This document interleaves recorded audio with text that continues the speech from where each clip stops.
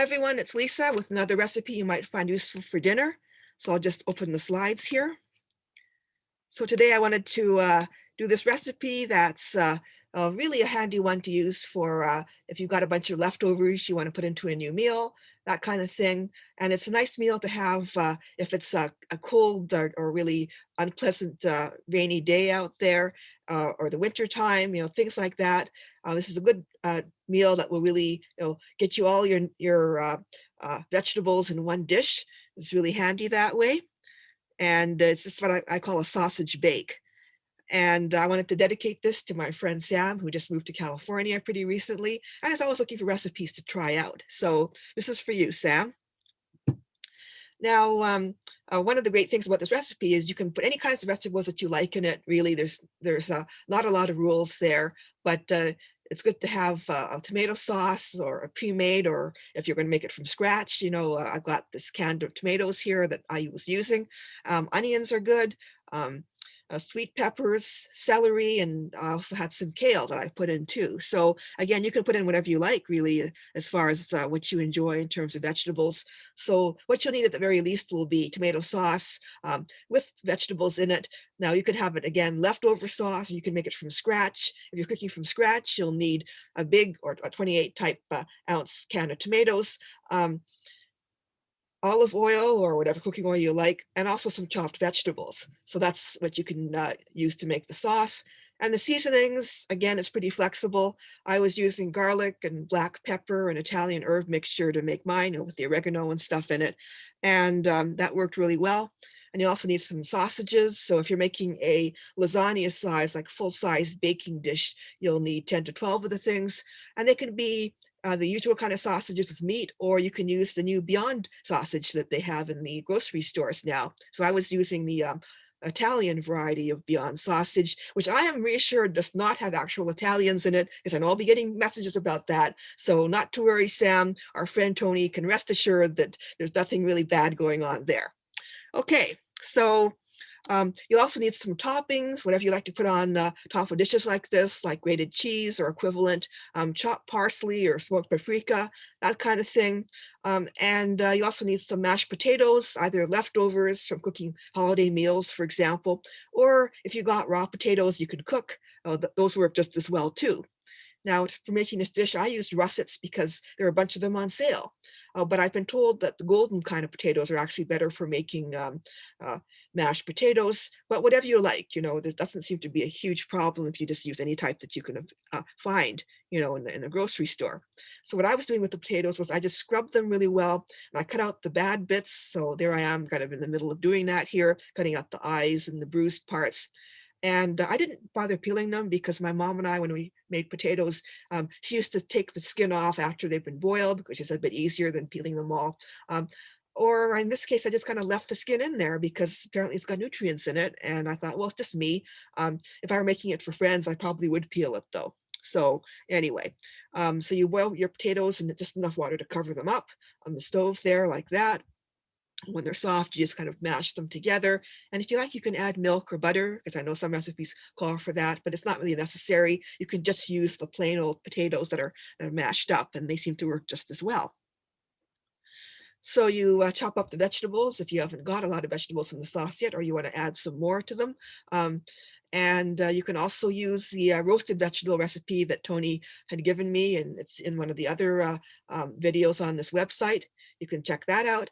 So those worked really well. In this case, I've just got some peppers that I'm chopping up and some celery, and putting them in the sauce. And I found also that if you're making stuff with kale, it's also helpful to just strip off the leaf parts of the kale and chop the stem separately, because they'll be a little bit longer cooking because they're a bit tougher than the kale leaves. So this is what I've done. I've chopped the kale stems up.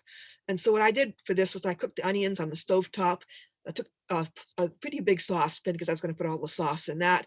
So I uh, cooked the onions first, and then I added the other vegetables, like including the kale stems, and I kind of sautéed them until they were soft, and that kind of made them taste better as well, and it kind of sped things up too for the cooking. And then I added the canned tomatoes in. And I also chopped up the leafy part of the greens, for the kale leaves like that. And after I'd cooked the sauce for a while, I put the kale leaves in just to keep them a little bit fresh, so they wouldn't be, totally cooked down. And one thing you can also do is set aside some of these greens to put in right straight fresh into the dish, and those work just as well too. So I didn't cook the sauce very long after I added the leaves because I wanted to have the leaves be a little bit fresh.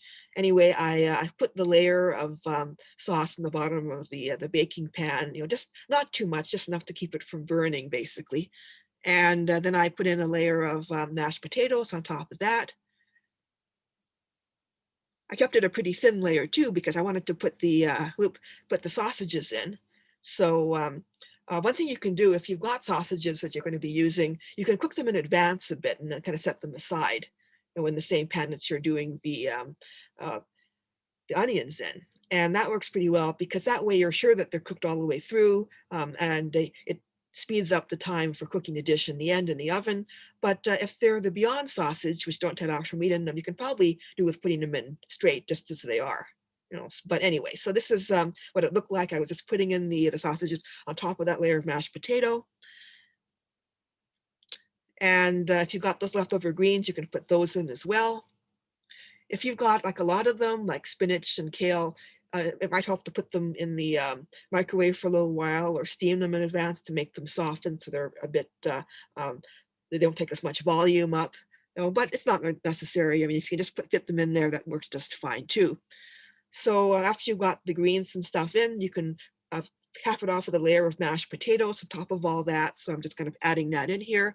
And then once you've got that layer of potatoes in, you can smooth it off and then sprinkle with your toppings, the cheese or the parsley or even leftover sauce, which is what I did when I made this again. I put the leftover sauce on top because I thought it worked really well. And one thing you might find useful is if you've got a really full baking pan, you might want to put a tray underneath it because if the juice overflows, then it'll end up in a tray and won't go onto the bottom of the oven, and it kind of makes it easier to clean up after. So I remember to do that. I'm proud that I did that. Anyway, so you put it in there, and so the oven should be about 375 degrees centigrade. And one of the things great about this dish is you can make it in advance and put it in the fridge until later, and then when you're ready to cook it later on in the day, you can just heat the oven and then put the thing in there. So you don't have to cook it right away when you make it. Anyway, so I um, I bake the thing for about 45 to 60 minutes, and you kind of tell when it's getting done because the potatoes begin to crisp up a bit, and you can also smell the cooking dish. It really, you can tell that you're ready to eat because you can really sense that it's almost ready by then. So that's what happens. And the leftovers are really good for this dish. You can just heat them up the next day, and they even get better because I think that the flavors have a chance to mingle overnight. So here I've cut into one that I've made here. You can see the sausages inside, and I put some spinach in this one. So you can see these layers of green in the middle of the dish there. And you can also freeze this dish as well. It freezes pretty well, and you can put them in individual containers in the freezer, and then take them out and thaw them out and heat them up when you need to have a quick dinner afterwards. And you're getting all your nutrients and all your greens and things at the same time, so it's all in that one dish together. Anyway, if you have extra sauce left over from making this dish, again, that can freeze too because it comes in handy for other dishes. And I'll give an example of shakshuka eggs in the same video series that you might find helpful as well, because that uses a similar kind of sauce mixture. All right, so enjoy, hope it goes well, and I'll see you next time.